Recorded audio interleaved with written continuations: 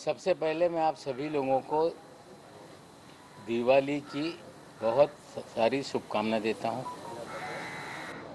और पत्रकार भाइयों से क्षमा चाहता हूं कि दिवाली के दिन भी आप लोगों को कष्ट करना पड़ा। कल मैंने जयदीप राणा को लेकर, जो ड्रग पेडलर है, कुछ जानकारी देश और आपके सामने रखने का काम किया, जो कि एक गाने का फाइनेंस हेड था। ये जानकारी लोगों के सामने रखी। कल से कहा जा रहा है कि मैं किसी के बीवी को इन्वॉल्व कर रहा हूं। कुछ लोग ये शोर मचा रहे हैं कि महिलाओं तक ये पहुंच रहे हैं। पिछले लगभग 26 दिन में 2 महिलाओं के अलावा मैंने किसी की मां, बहन, बहू, बेटी या किसी भी महिला को लेके कोई भी आरोप या उनका उल्लेख नहीं किया। दोनों महिलाओं का उल्लेख इसलिए आया कि उनसे चीज़ें जुड़ी हुई हैं, इसलिए उनका उल्लेख आया है। लेकिन जो लोग महिलाओं को लेकर सवाल खड़ा कर रहे हैं, हम उनसे पूछना चाहते हैं कि क्या दूसरों की माँ बहनें ये महिलाएं नहीं हैं? कल किरीट सोमैया ने अपने प्रेस कॉन्फ्रेंस में अजीत दादा की माँ का उल्लेख किया, उनकी बहनों का उल्लेख किया। इससे पहले संजय राउत जी की बीवी को ईडी के कार्यालय तक पहुंचाने का काम किया गया। खड़से साहब की पत्नी को ईडी के कार्यालय तक पहुंचाने का काम किया गया। किरीट सोमैया महाराष्ट्र के सम्माननीय मुख्यमंत्री की पत्नी को बार बार उनका नाम लेकर आरोप करते रहे। क्या इनकी घर की महिलाएं महिलाएं हैं और बाकी महिलाएं महिलाएं नहीं? हमें लगता है कि अस्तर जो बीजेपी गिरा रही है, हमने कोई अस्तर नहीं गिराया। ये सीधे लोगों को समझना होगा। कल मैंने जो भी आरोप लगाए, कोई आरोप हमने हवा में किसी पे नहीं लगाया। ड्रग पेडलर गाने का ये फाइनेंस हेड है, ये सवाल हमने खड़े किए थे। और कल देवेंद्र जी ने, जो महाराष्ट्र के विपक्ष के नेता है, उन्होंने कुछ मुझ पर आरोप लगाए और उन्होंने एक बात कही कि मैं आरोप लगाने के बाद कभी माफ़ी नहीं मांगता। उन्होंने कहा कि नवाब मलिक के दामाद के घर से गांजा बरामद हुआ। देवेंद्र जी, आपका निकटतम वानखेड़े है, पंचनामा मंगा लीजिए। नवाब मलिक के दामाद के घर से कोई भी आपत्तिजनक वस्तु बरामद नहीं हुई, उसका पंचनामा है और मैं मीडिया के साथियों को पंचनामा साझा कर दूंगा। लेकिन वानखेड़े के कहने से 14 जनवरी के दिन जब मेरे दामाद के घर पे छापामारी कथित कही गई, तब मीडिया बड़े जोर और शोर से रिपोर्टिंग कर रहा था कि नवाब मलिक के दामाद के घर पे छापेमारी है और बड़े पैमाने पे ड्रग मिला। हमें लगता है मीडिया के साथियों को भी गुमराह किया गया और मैं पंचनामा दे देता हूं कि किसी भी प्रकार की रिकवरी हमारे दामाद के घर से नहीं हुई। क्या देवेंद्र जी आप माफ़ी मांगेंगे? देवेंद्र जी, आपने कहा कि चार्जशीट को कमजोर करने के लिए नवाब मलिक वानखेड़े पर हमला कर रहा है। आप वकील हैं, वकालत की सनद आपके पास है। आपकी जानकारी है कि नहीं मुझे पता नहीं। एनडीपीएस एक्ट में 6 महीने के भीतर चार्जशीट फाइल करनी होती है और सजलानी और समीर खान वाले मामले में ऑलरेडी चार्जशीट फाइल है। तो ये आपका आरोप कि मैं केस को कमज़ोर करने के लिए आरोप लगा रहा हूँ, क्या इसके लिए आप माफ़ी मांगेंगे? देवेंद्र जी, आपने कहा कि नवाब मलिक को इससे पहले मंत्री पद से इस्तीफा देना पड़ा। हाँ, मैंने इस्तीफा दिया था। उस पर सावंत कमीशन बैठा था, कमीशन की रिपोर्ट आई, विधानसभा में चर्चा हुई और उस विधानसभा की चर्चा में मैंने कहा कि एक बार नहीं 100 बार मैं इस्तीफा देने के लिए तैयार हूं, अगर जनता के हित में कोई इस्तीफा देना पड़े तो। मुझ पे आरोप लगाए गए कि माहिम स्थित जरीवाला चाल में भ्रष्टाचार हुआ है और कमीशन बैठाया गया, लोक आयुक्त की जांच बैठाई गई। मुझ पे आरोप ये लगाया गया कि नवाब मलिक ने कोर्ट के ऑर्डर को डिफाई किया है, कंटेम किया है, कोर्ट के आदेश का अवहेलना की है। कोई पैसे खाने का या कोई करप्शन के चार्जेस नहीं थे, डिफाइंग ऑफ कोर्ट ऑर्डर के चार्जेस थे। जो लैंड एक्विजिशन हुआ था वो गलत तरीके से था, हमने स्टे दिया था और ये कहा जा रहा था कि हाई कोर्ट के आदेश का अवमान नवाब मलिक ने किया है। उसी कोर्ट के सामने मामला गया, कोर्ट ने उसका कॉन्ग्लिजेंस नहीं लिया। कंटेम्प्ट ऑफ कोर्ट उसी कोर्ट के सामने रखा जाता है या उससे ऊपर की कोर्ट में।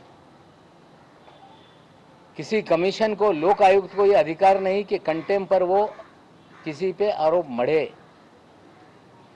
फिर भी हमने कमीशन को झेला, कमीशन के सामने चीजें रखी और उसमें आचरण को लेके हर दिन लोगों को मिलना, लोगों की बातें सुनना, लोगों के लिए काम करना, ये आचरण जो है ये करप्ट है, इस तरह के चार्जेस लगे। लेकिन डिफाइंग कोर्ट ऑर्डर का ही हम पे मामला उठाया गया। हमने इस्तीफा दिया, रिपोर्ट आई और 2008 में दोबारा मंत्री हम बने। लेकिन जो जरीवाला चाल में 12 वर्सेस 250 लोगों की लड़ाई थी, वो लड़ाई सुप्रीम कोर्ट में गई और सुप्रीम कोर्ट ने कहा कि नवाब मलिक ने या उस समय के मंत्री ने जो आदेश दिए थे वो सही है, उस आदेश का पालन हो, ये सुप्रीम कोर्ट ने कहा है। और कल देवेंद्र जी ने ये कहा कि मैं दिवाली के बाद बम फोड़ूंगा, आपको इंतजार करने की जरूरत नहीं है। कहा गया कि नवाब मलिक के अंडरवर्ल्ड कनेक्शन है, 62 साल का जीवन इसी मुंबई शहर में बीता। किसी माई के लाल में हिम्मत नहीं कि नवाब मलिक किसी अंडरवर्ल्ड से जुड़ा हुआ है, ये कभी उंगली भी उठाकर मेरे तरफ दिखा सके। ये कहना कि जिनके अपने घर शीशे के हों औरों पे पत्थर नहीं मारते, मेरे पास कोई शीशे का घर नहीं, ना मेरे पास कोई शीश महल है। लेकिन देवेंद्र जी से सीधा मेरा सवाल है, क्या 5 साल तक राज्य के मुखिया थे, गृह विभाग आपके पास था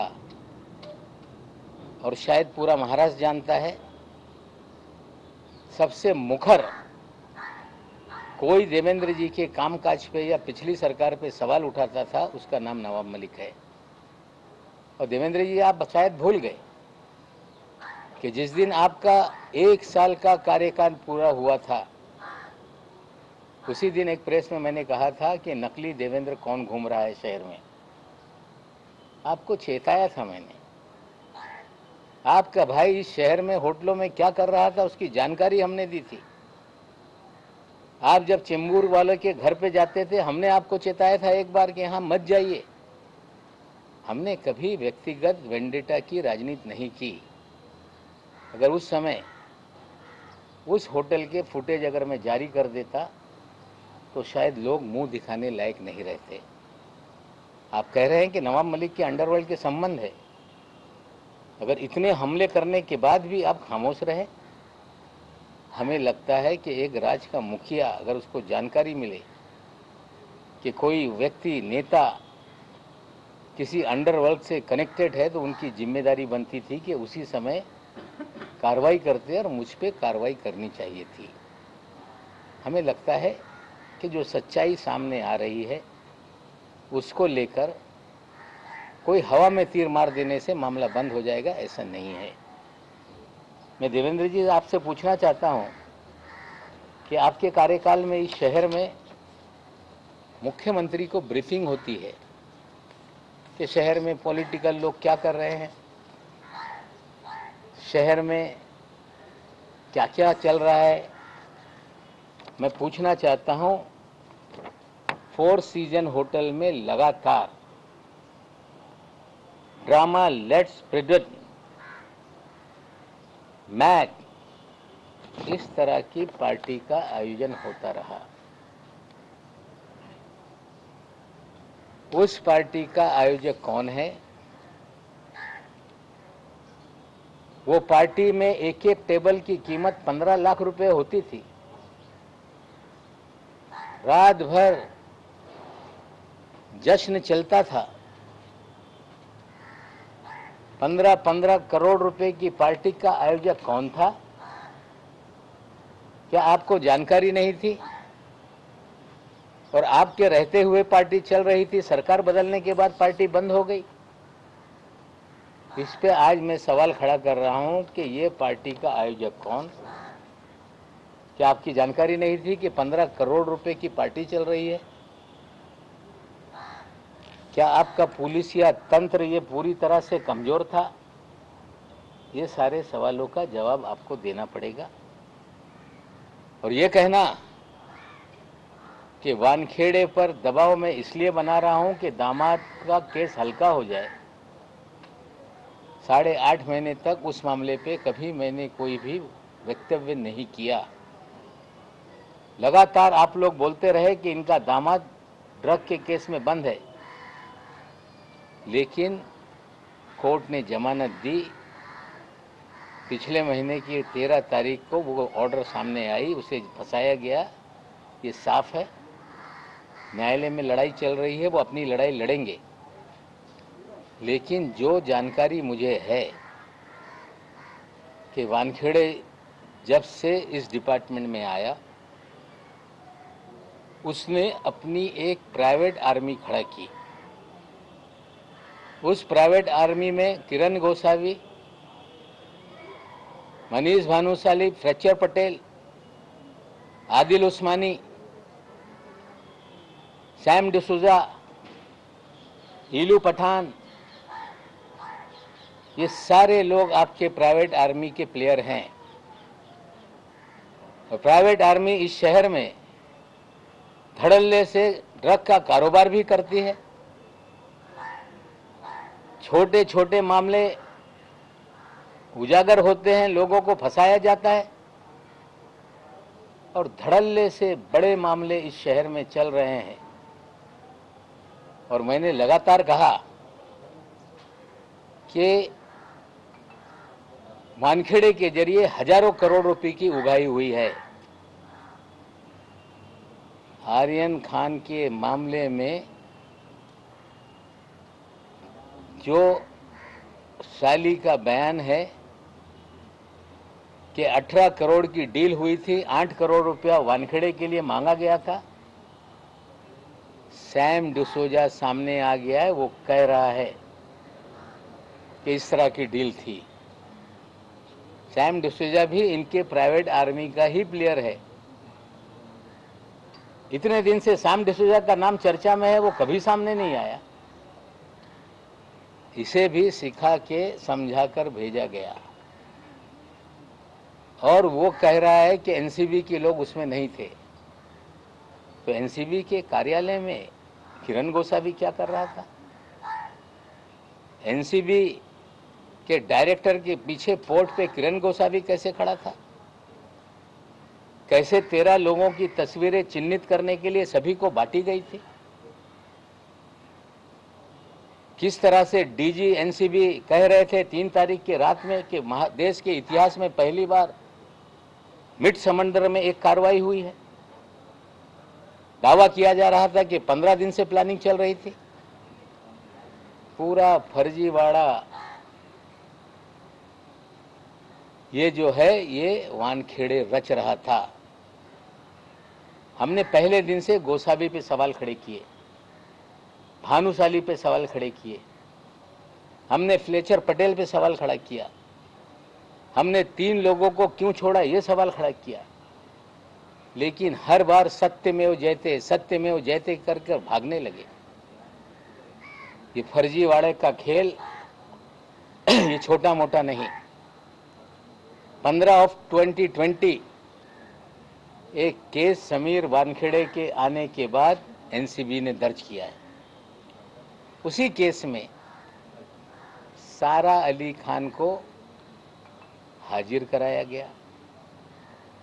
उसी केस में श्रद्धा कपूर को बुलाया गया। उसी केस में दीपिका पादुकोण को बुलाया गया।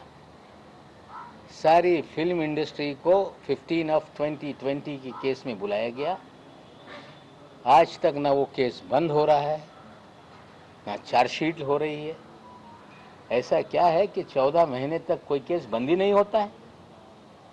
इसी केस के तहत हजारों करोड़ रुपए वसूली गए और हमने कहा कि उगाही मालदीव में हुई है। 2 तस्वीरें हमने डाली, एक दुबई की, एक मालदीव की। ये कह के भाग जाना कि मैं दुबई कभी नहीं गया, बहन दुबई गई थी। आप मालदीव में थे। मालदीव का दौरा कोई आसान नहीं होता। इतने लोग जाएंगे तो 20-30 लाख रुपए का खर्चा। ये जांच करे एनसीबी की विजिलेंस टीम कि इसका खर्चा किस अकाउंट से किया गया। ज्ञानेश्वर जी टीवी पे आते हैं, बहुत सारे अधिकारी टीवी पे आते हैं। किसी भी अधिकारी का शर्ट 1500 रुपये से महंगा नहीं, लेकिन समीर वानखेड़े की शर्ट 70,000 रुपये की क्यों होती है?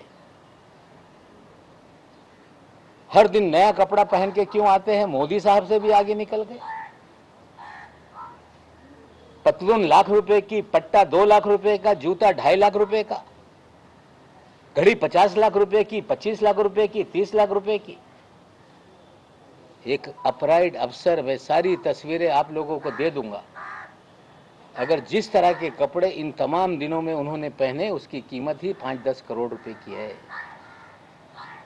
क्या ईमानदार अफसर 10 करोड़ के कपड़े पहनता होगा? कोई शर्ट दोबारा हमने पहनते नहीं देखा। इससे बड़ा ईमानदार कोई हो नहीं सकता जो 2 लाख के हर दिन जूते पहने। इससे बड़ा ईमानदार कोई हो नहीं सकता जो लाख रुपए की पतलून पहने। इससे बड़ा ईमानदार कोई हो नहीं सकता जो 70,000 के शर्ट पहने। हमें लगता है ईमानदारी का पैमाना इतना बढ़िया है। ऐसे ही सारे ईमानदार इस देश में हो जाए। हम कामना करते हैं कि ईमानदारों का जीवन शैली इसी तरह से बने। मैं फिर आज अपनी बात पे कायम हूं कि समीर वानखेड़े ने हजारों करोड़ की वसूली की है, फर्जीवाड़ा किया है। जांच होनी चाहिए। कड़ियां जुड़ रही हैं, उगाही का मामला चल रहा है। यह कहा जा रहा है कि बोलने से रोका जाए। सवाल उठाए जा रहे हैं कि नवाब मलिक बोल रहा है। मैं आप लोग को बता दूं, जस्टिस दीपक गुप्ता जी ने अपने भाषण में कहा एक सेमिनार में कि right to dissent, right to criticise, ये फंडामेंटल राइट है। अगर क्रिटिसाइज नहीं होगा, डिसेंट नहीं रहेगा, तो राज्य पुलिसिया स्टेट बन जाएगा। पुलिसिया स्टेट इन्होंने बनाया। 2 ग्राम 5 ग्राम के केसेस बनाए। 26 मामले हमने रखे हैं जिसमें अपने पास से रख कर लोगों को फ्रेम किया गया। एनसीबी का जो काम था कि आज तक कोई तुमने पकड़ा, तो कहां से ये आया, इस तक आप क्यों नहीं पहुंचे? आज तक क्यों नहीं आपने लोगों को, बड़े लोगों को पकड़ने का काम किया? आज साथियों, मैं और एक जानकारी दे रहा हूं के महाराष्ट्र के जेएनपीटी पोर्ट पर 3 कंटेनर 51 टन पॉप सीड जो पोस्ता होता है, अफीम का बीज होता है, वो 15 दिनों से पोर्ट पर है। हम जवाब चाहते हैं डीआरआई से कि 15 दिन में आपने केस रजिस्टर क्यों नहीं किया, क्यों एनडीपीएस का मुकदमा दर्ज नहीं हुआ। भयंकर खेल इस देश में चल रहा है। चाहे मुंदड़ा पोर्ट पे ड्रग पकड़ी जाए, एनआईए के बाद जांच चली जाए, धंधे बस्ते में चली जाए। पिछले 10-12 दिन पहले एक केस आया था ड्रग का, वो भी 8 दिन के बाद उजागर हुआ। आज 51 टन पॉप सीड वहां पड़ी है, उसके लेकर कोई भी मुकदमा दर्ज नहीं हो रहा है, केस दर्ज नहीं हो रहा है।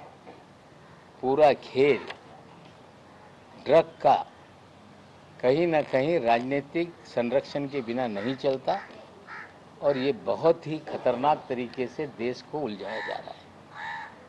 ड्रग पूरी तरह से खत्म हो, हम साथ में लोगों के हैं, लेकिन अगर राजनीतिक संरक्षण में ड्रग का धंधा चलेगा, जिनको ड्रग रोकने के लिए जिम्मेदारी दी जाएगी वही ड्रग का धंधा करवाएंगे, प्राइवेट आर्मी बना के उगाही करेंगे, ड्रग बेचने के लिए लोगों को खुला छोड़ेंगे, तो हमें लगता है लोगों को इसके लिए खड़ा होना पड़ेगा। दूसरी एक घटनाक्रम और हुआ है। अनिल देशमुख जी कल गए, जब सारे लीगल मीन्स जो भी थे उनके पास, उन्होंने आजमाया और स्वयं हाजिर हुए। उन्हें भी फंसाया गया, उन्हें भी जो आरोप लगाने वाला था परमवीर सिंह, वो फरार है, और जिस पे आरोप लगाया गया, जो जांच को सहयोग करने के लिए हाजिर किया गया, उन्हें गिरफ्तार किया गया। ये सारी कार्रवाई राजनीति से प्रेरित है, सरकार को बदनाम करने के लिए है, नेताओं को डराने के लिए है। हम ये साफ कह देते हैं कि फिर ट्वीट आ रहे हैं कि अगली बारी अनिल परब जी की है। ये नेताओं को डराना और सत्ता के दुरुपयोग का काम बंद हो। ठीक है, अनिल देशमुख जी को आपने गिरफ्तार किया है, कानून अपना काम करेगा। फर्जीवाड़े से लोगों को फंसाओगे, आज नहीं कल चीज़ें सामने आएंगी। लेकिन परमवीर सिंह कहाँ है, इसकी जवाबदेही ये केंद्र सरकार की है। महाराष्ट्र से वो पंजाब चले गए, चंडीगढ़ चले गए, उसके बाद लौटे नहीं। कहा यह भी जा रहा है कि वे विदेश में, तो भागने के 3 ही रास्ते हैं। लुकआउट नोटिस के बावजूद कोई व्यक्ति देश छोड़ के या तो हवाई जहाज से जा सकता है या रोड के रास्ते उत्तराखंड, उत्तर प्रदेश, बिहार से नेपाल वाया अगर वो गए हैं, तो तीनों जगहों पे भारतीय जनता पार्टी की सरकारें हैं। क्या अन्य लोगों की तरह भी परमवीर सिंह को भगाया गया, उनके जरिए झूठे आरोप लगा के सरकार को बदनाम करने का काम किया गया? इसका भी जवाब लोगों को, बीजेपी को देना होगा। मैं आज फिर एक आपको व्हाट्सएप चैट आपको बता रहा हूं कि मैंने जब लेडीज डॉन का उल्लेख किया तो कहा गया कि हमारा भाई एक ईमानदार अफसर है, हम उसके कामकाज में ध्यान नहीं देते। मैं आपको एक व्हाट्सएप चैट अभी शेयर करता हूं, जिसमें एडवोकेट जैस्मिन वानखेड़े, एक जो ड्रग के मामले में कोई गिरफ्तारी हुई होगी, उस केस से रिलेटेड वो व्यक्ति जैस्मिन वानखेड़े को मैडम एड्रेस भेजो करके कह रहा है। जैस्मिन वानखेड़े अपना विजिटिंग कार्ड, लोकल लोकेशन उसको शेयर कर रही हैं। दूसरा स्क्रीनशॉट में वो उससे बात कर रही हैं कि क्या चल रहा है, पिटाई हो रही होगी। अगर एक अपराइड अफसर, उसकी बहन वकील है, तो किस तरह से जिन्हें एक्यूज बनाया जाता है उससे संवाद करती है। मैं फिर कह रहा हूं कि प्राइवेट आर्मी का खेल था। उगाही के धंधे में ये सारे प्राइवेट आर्मी के लोग थे और लेडी डॉन भी इस धंधे में शामिल थी। मैं आज फिर कह रहा हूं, निश्चित रूप से महाराष्ट्र मुंबई की पुलिस जांच कर रही है। वानखेड़े भाग रहे हैं कि मुकदमा मामला सीबीआई को दे दो, एनआई को दे दो। वानखेड़े भाग रहे हैं कि नवाब मलिक को बोलने पे रोक लगाई जाए। वानखेड़े पीआईएल फाइल करा रहे हैं सुप्रीम कोर्ट में कि नवाब मलिक को रोका जाए, जांच मुंबई पुलिस से हटाई जाए। सत्यमेव जयते कहने वालों को चाहिए कि सांच को आंच क्या, जांच होने दीजिए। महाराष्ट्र पुलिस ने कहा है कि इन्हें गिरफ्तार करना होगा तो 72 घंटे की नोटिस दी जाएगी। वसूली गैंग का पर्दाफाश हो रहा है और जिस दिन वानखेड़े पे कार्रवाई होगी हमें लगता है कि लोग खुलकर सामने आ जाएंगे। मैं अपील करता हूं, जिन लोगों के साथ उगाही हुई है वो खुलकर आएं, बताएं। अगर डर में जियोगे तो ये पुलिसिया राज देश के लोकतंत्र को खत्म कर देगा। मैं आपके माध्यम से अपील करता हूं।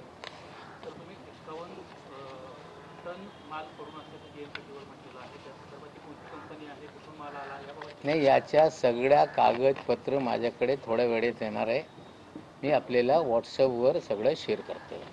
सर, आपने बहुत सारी चीज़ें कही, एक एक चीज़ों को सिलसिलेवार तरीके से। सर, पहला तो आपने केस नंबर 15-20 का कहा, इसमें अभिनेत्रियों को बुलाया गया, इस आधार पे कह रहे सर उसमें क्या क्या हुआ, अगर थोड़ा विस्तार से बता पाए आप। देखिए, ऐसा है, कोई भी मामला आपने दर्ज किया है केस, तो उसका इन्वेस्टिगेशन 13-14 महीने तक क्यों नहीं कंप्लीट हो रहा है।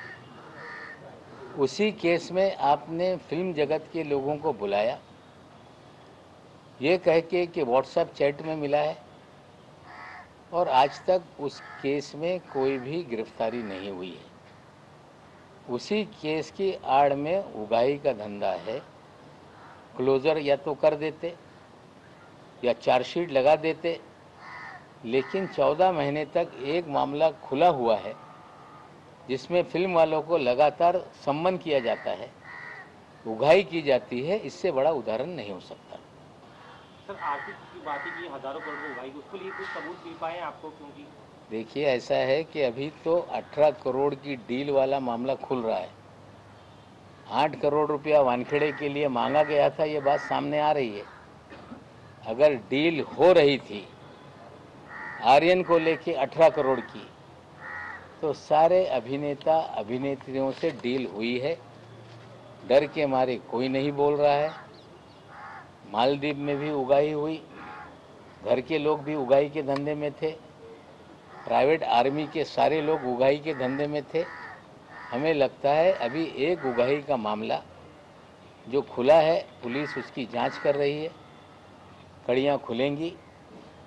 जो सैम डिसूजा आया था वो भी उनका आदमी था, उसमें एक घूले का उसने नाम लिया है जो बैंकर है।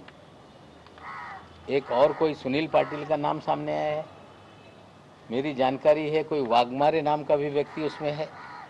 हमें लगता है कड़ियों से कड़ियाँ जुड़ेंगी तो 18 करोड़ की उगाही का मामला इस्टेब्लिश हो रहा है। मुंबई पुलिस अभी चीज़ों को देख रही है। जब पूरी तरह से चीज़ें हो जाएगी, हम किसी को फर्जी तरीके से फंसाते नहीं। मुंबई पुलिस चीज़ों को देख रही है। जब पूरा मामला इस्टेब्लिश हो जाएगा तो निश्चित रूप से पुलिस कार्रवाई करेगी। सर, साल 2020 में जो बॉलीवुड वालों से पूछताछ हुई थी, वो 2 अलग-अलग केसेस में हुई थी। एफआईआर नंबर 15 ऑफ 2020 और 16 ऑफ 2020। एक केस दिल्ली की टीम देख रही थी और एक केस मुंबई की टीम देख रही थी। तो क्या दिल्ली की टीम ने भी जिन लोगों को बुलाया था कि दीपिका पादुकोण उसमें थी, क्या उनसे भी उगाही हुई है? दिल्ली टीम की इंक्वायरी वाले केस की भी डिपार्टमेंट एक है, दिल्ली का हो मुंबई का हो मुझे पता नहीं, एनसीबी है। और एक वीवी सिंह नाम का कैरेक्टर सबसे महान है इस एनसीबी में। मैं आज जिम्मेदारी से कह रहा हूं कि जब मेरे दामाद को बुलाया गया तो वीवी सिंह ने कहा कि I want to buy Land Cruiser. अगर मेरे दामाद से लैंड क्रूजर की बात करते हैं तो क्या खेल चल रहा था, खुलेगा। और मैं सारी चीज़ों को, ये जो गलत चीज़ें हो रही हैं उसके एक एक सबूत हम रखेंगे। अभी तो उगाही का धंधा हो रहा था, ये इस्टेब्लिश हो रहा है। पुलिस की जांच जैसे जैसे आगे बढ़ेगी, हमें लगता है एक बार वानखेड़े गिरफ्त में आ गया तो लोग खुलकर सामने आएंगे। और वीवी सिंह, जिसे इसके पहले करप्ट है करके साइड में रखा गया था, वानखेड़े ने फिर इस खेल में उतारा है। कहीं ना कहीं पूरा रचा रचाया उगाही का धंधा है। जो ये सारी कड़ियां जुड़ रही हैं, केपी गोसावी, साली, सैम डिसूजा, और सबसे बड़ा उसके अंदर जो गवाह होगा, जिस गाड़ी का जिक्र किया गया है, ये सारे खेल के बाहर का वो आदमी है। वो ड्राइवर इस गाड़ी में सुन रहा होगा, लोकेशन को कंफर्म कर सकता है। हमें लगता है पुलिस अपना काम करे, और पूरी तरह से इस्टेब्लिश हुआ है कि उगाही का 18 करोड़ की डील हुई, 50 लाख एडवांस उठाया गया और 8 करोड़ की हिस्सेदारी वानखेड़े की थी। सर आपने करोड़ों रुपए और सर लाखों रुपए के कपड़े पहनते, वानखेड़े लाखों रुपए के कपड़े पहनते, कभी कपड़े रिपीट नहीं करते, किस आधार पर ये कह रहे हैं सर? आप कुछ सबूत आप उनकी सारी तस्वीरें देख लें, जूते देख लें। लू विटॉन का जूता 2-2 लाख रुपए का है, जूते बदलते रहते हैं।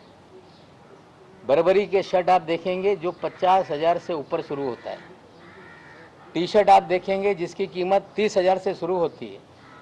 पारते पाते नाम की कोई घड़ी है, मुझे पता नहीं, घड़ियां रोज बदलती है, जो 20 लाख से उसकी बिगिनिंग है और 1 करोड़ तक की घड़ी आती है।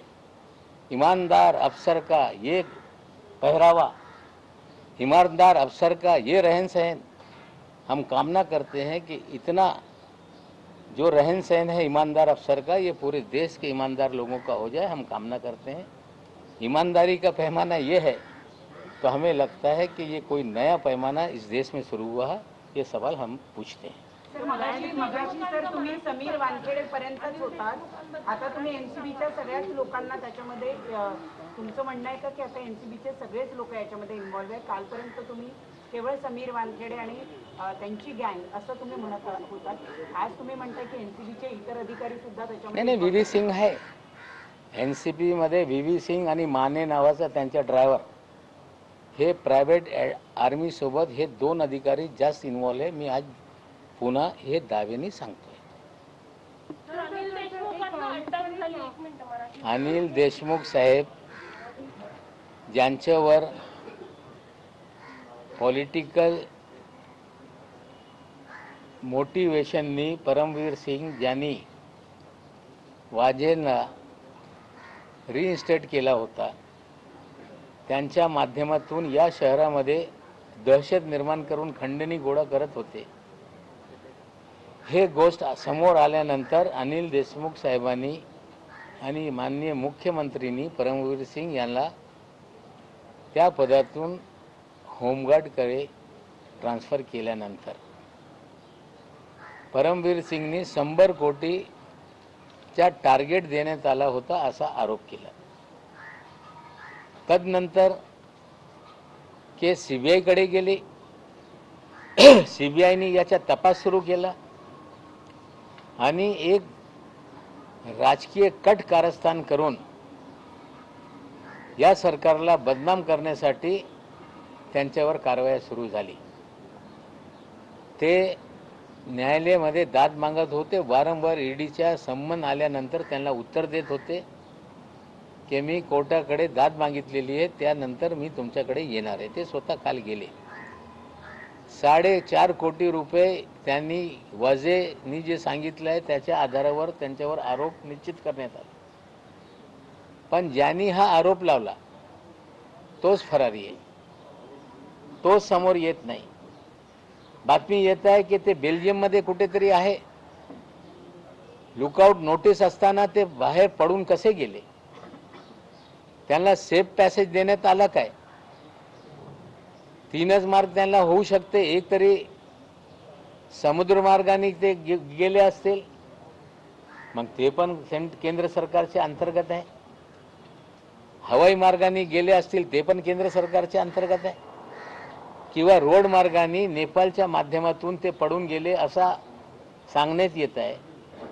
ते मार्ग बिहार असतील, यूपी असतील, उत्तराखंड असतील, तिन्ही ठिकाणी भाजपचं सरकार आहे. याच्या उत्तर ते कसे पडून गेले हे जबाबदारी भारतीय जनता पक्षाची आहे.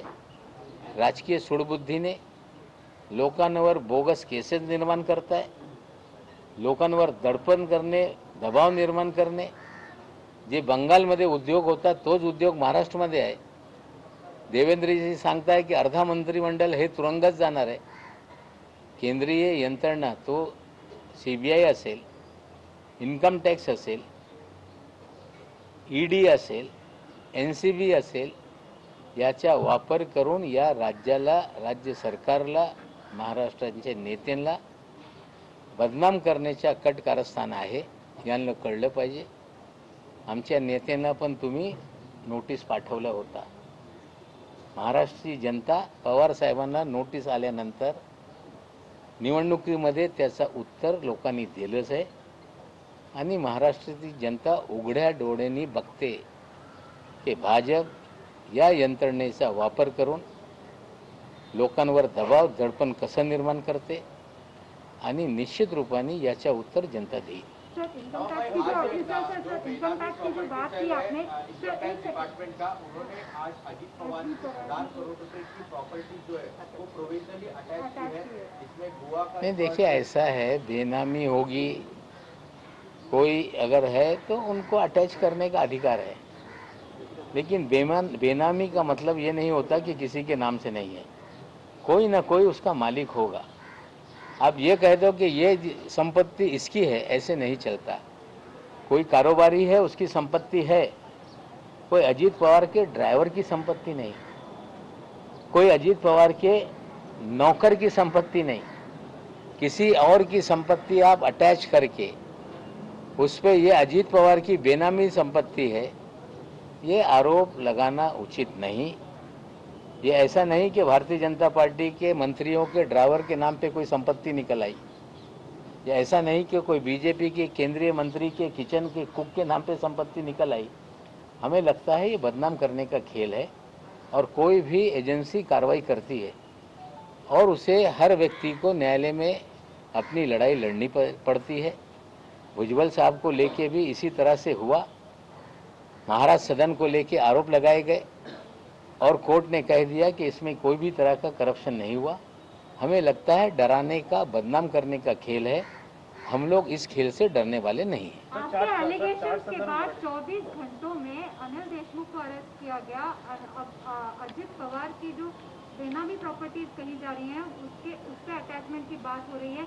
क्या आपको ये पॉलिटिकल वेंडेटा लगता है? देखिए, मेरे आरोप के बाद नहीं है ये सारी कार्रवाई पहले से चल रही है और पहले दिन से हम अपनी बात पे कायम हैं कि जो खेल बंगाल में शुरू हुआ था वही खेल महाराष्ट्र में है. महाराष्ट्र की सरकार नेताओं को बदनाम करने का. चुनाव से पहले भी ये खेल था. कुछ लोगों पे दबाव बनाया गया, वो पार्टी छोड़कर भारतीय जनता पार्टी में गए. कह रहे हैं कि हमें अब चैन की नींद आती है. और कुछ लोगों पे दबाव बनाया गया, उन्हें मंत्री भी बनाया गया.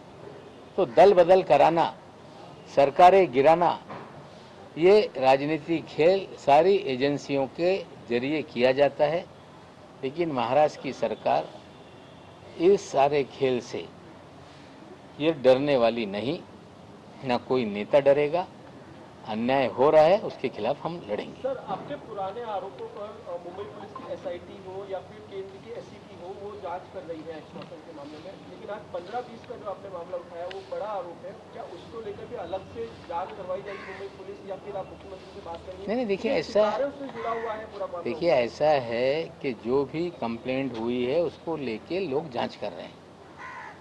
अब प्रभाकर का बयान सामने आया, सैम डिसोजा का बयान सामने आया, गोसावी गिरफ्त में है. और भी नाम, चाहे वो सुनील पाटिल का हो, वाघमारे का हो, सभी नाम धीरे धीरे सामने आ रहे हैं. पुलिस जांच करेगी. जांच करने का मतलब किसी को फंसाना नहीं है. और ये जब बात सामने आ रही है कि 18 करोड़ की डील हुई थी, वो इस्टेब्लिश हो रहा है. जब सारे तार जुड़ जाएंगे तो निश्चित रूप से पुलिस कार्रवाई करेगी.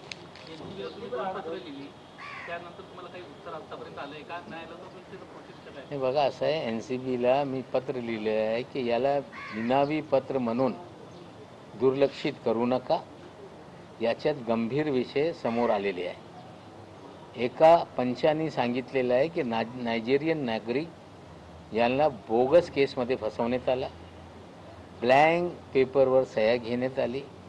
आमचा पुन्हा आग्रह आहे DG NCPला की जे पत्र मी पाठवलेलं आहे त्याची सखोल चौकशी केलीच पाहिजे. निश्चित रूपाने जर ते स्वतः काही करत नसतील तर पुढे पावलं लोक टाकतील. सर आपके खिलाफ आपने जो एससी कभी होटल की बात की, फोर सीजन होटल की, कि वहाँ पर पार्टी चल रही थी, 15 लाख रुपए में टेबल बुक होते थे. पार्टी करना तो कोई गलत नहीं है. आप कहना क्या चाहते हैं? देखिए 15 लाख का टेबल, क्या आप थोड़ा स्पष्ट कर सकते नहीं 15 लाख का टेबल हमने तो कभी जीवन में सुना नहीं. वो पार्टियां लगातार चलती रही और भी डिटेल उस पार्टी के बारे में हम देंगे. कभी कोई इस शहर में 15 लाख रुपए का कोई टेबल बुक होते हुए पार्टी मैंने नहीं सुनी थी. कहीं ना कहीं इन पार्टियों में ड्रग का खेल चल रहा था. Thank you. सीसीटीव्ही देखील तुमच्या वेळेस राष्ट्रपती बोलला होता तर ते तुम्ही समोर आणणार आहात का? जर राष्ट्रपती एवढ्या मोठ्या प्रमाणात दिवसाला 15 कोटींपेक्षा जास्त व्यवहार होत असतील त्यावेळेस नाही बघा असं आहे, एक CCTV जेव्हा हॉटेलमध्ये काही लोक बसून काही उद्योग करत होते, मी जेव्हा देवेंद्रजीचा 1 वर्ष पूर्ण झाला होता त्यावेळी मी प्रश्न उपस्थित केला होता, हा तोत्या फडणवीस कोण आहे. आम्ही त्यांना सावध केला होता की हे योग्य नाही. त्या काळातले CCTV पण माझ्याकडे होते, मी तेव्हा रिलीज केलेला नाही आणि मी पुन्हा ते CCTV रिलीज करणार नाही.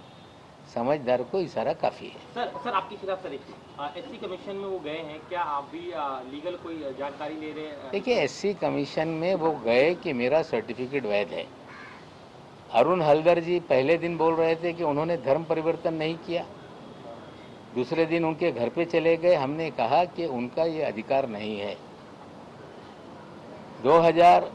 1994 में सुप्रीम कोर्ट का एक आदेश आया था, जब फर्जी सर्टिफिकेटों की बाढ़ आई थी तो हर जिले में स्क्रूटनी कमेटी का गठन हो और उसके तहत एक कौशी जुडिशियल अथॉरिटी निर्माण की गई और महाराष्ट्र में वो है.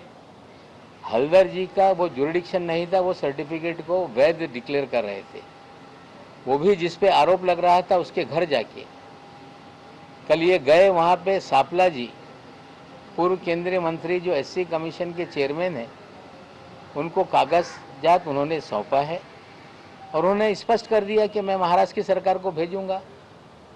सर्टिफिकेट फर्जी है या असली है, इसकी जांच के लिए सुप्रीम कोर्ट के आदेश से स्क्रूटनी कमेटी का गठन होता है. महाराष्ट्र की हर जिले में उसका गठन है, वही उसकी कौशी जुडिशियल अथॉरिटी है. वहाँ पे मामला जाएगा और लोग ये प्रमाणित करेंगे कि ये फर्जी सर्टिफिकेट है. सर आपके खिलाफ बहुत डेफेमेशन के मामले सामने, तो क्या आप कोई कानूनी सलाह ले रहे हैं, वकीलों से मिल रहे हैं? देवेंद्र जी ने कहा है कि डिफेमेशन के ऊपर उनके ऊपर इतने मामले हो रहे हैं, मैं कैसे डालूं. डिफेमेशन करना लोगों का अधिकार है, डिफेंड करना ये मेरा अधिकार है. लोग पहले कह रहे थे कि 100 करोड़ रुपए का हम डिफेमेशन करेंगे. 2 लोगों ने, दरेकर ने और एक व्यक्ति ने दावा किया कि 100 करोड़ का डिफेमेशन होगा, लेकिन आज तक वो मुकदमा दर्ज नहीं हुआ क्योंकि 10 करोड़ रुपए भरने पड़ते हैं. हाँ, क्रिमिनल डिफेमेशन के मामले लोगों ने नोटिस भेजी है.